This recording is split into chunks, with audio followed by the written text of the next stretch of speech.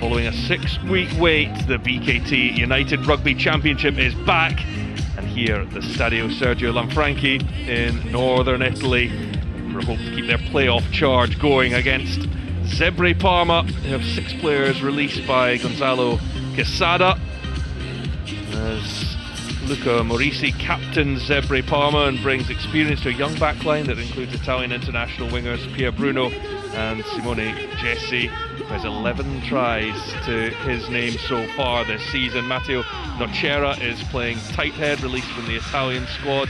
Mohamed Hassa returns from injury. 7 Scotland players are involved for Edinburgh in an impressive looking lineup detailing their strength and depth. Jamie Ritchie skippers the side, having missed out on selection against France, and Hamish Watson pulls on an Edinburgh jersey for the 150th time for the club. Ali Price and Ben Healy return from Six Nations camp to form an international halfback partnership. Chris Dean starts on one wing, while having made his Scotland debut last week, Harry Patterson is on the opposite side. Round 10 in the BKT United Rugby Championship, a Scots-Italian Shield clash between Zebre Parma and Edinburgh, and straight away it's the hosts that have the ball and get it as quickly as possible out to the danger man Simone Gessi. Priscantelli, who's got it now, has actually played half of his games at 10, but playing at full back, and this is Gessi, and he breaks through. He's got a man on his shoulder, but he might not need him. He does, and it's Zebre Parma that break out with the early score. Gonzalo Garcia. This is all about Simone Gessi. Look how elusive and powerful he is with ball in hand, but he never stops moving and wriggling and finding space to get his hands free. PG stay on, full on, motoring towards still halfway. Out now, 4. The scrum half looks to break off the side. 7's got to move. Another penalty, and it's Hamish Watson this time. Yeah, 7. Test of range and accuracy, and he's got them both, and Zebre Parma have the extra 3 points. Yeah, because there's no direct contact with the head, it's not deemed to be foul play. It almost looks as if the ball. No, he tries to tackle him, he bounces off the ball, which causes the whiplash effect. There's no foul. Takes it now, Cherry, and they do go a little wider out to James Lang. Good. Mata now is able to dip the shoulders into the tackle. No advantage. This is out Marshall Sykes for Jamie Ritchie. Yeah, I got it. Good man. VP Nell. 32 minutes. Chance for the first points for Edinburgh this evening. Ben Healy, the league's top point scorer, no problem for him. And Edinburgh are on the board at the Lanfranchi. First half, possession and territory.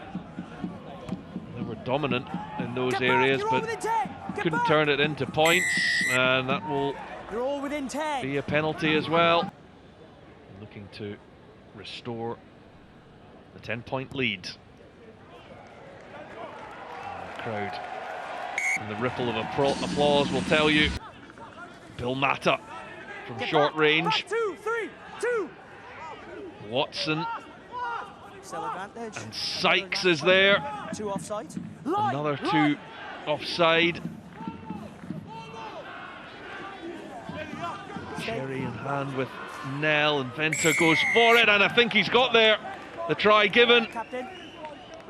There will be a warning to come too. the ball for 7 or 8 phases, and that's what it took to get Bowen Venter over the line. There he is, eventually getting underneath the last ditch defence. I think it's will go back and should have time to deal with this, but Gessi gets a hold of the Argentine fullback, hauls him down, and the penalty goes Zebre's way. Sealing off under pressure. Zebre Parma have only been in Edinburgh territory for a matter of seconds, and their reward is a further 3 points. Bellicott encouraged to find that ball to Healy. Good contest, play on. got it again. Boffelli once more gets Edinburgh into a really dangerous position. An advantage coming here in the game. 14 men of Edinburgh. To the back it goes for Ritchie. Now piling round come the forwards. 23 out, good. Cherry in there. Help coming from Venter. Down it goes and under the post for the 7 points. Edinburgh lead for the first time at the Stadio Lanfranchi. Oh, he said it was a big moment. That could not have gone better. There's a yellow card as well, and it looks like Dylan DeLeu who will head off, and it will be 14 against 14. Delivery of the line out right to the tail, so it makes it harder for Zebre to defend.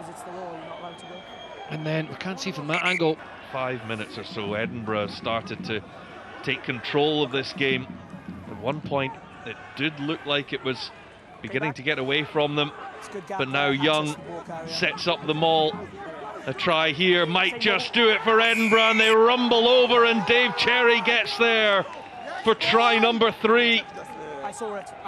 Backing down, ready for the drive, but it's well controlled by Dave Cherry, flanked by Conor Boyle and Bowen Venter. Monty Mowry. They might enjoy creating a bit of chaos here. It's Jesse. It's the pass inside as well. Jesse wants it once more. He's such a crucial player to them, and the penalty is coming. There's going to be another yellow card for Edinburgh. Javan Sebastian will head on into bonus point territory, but also crucially,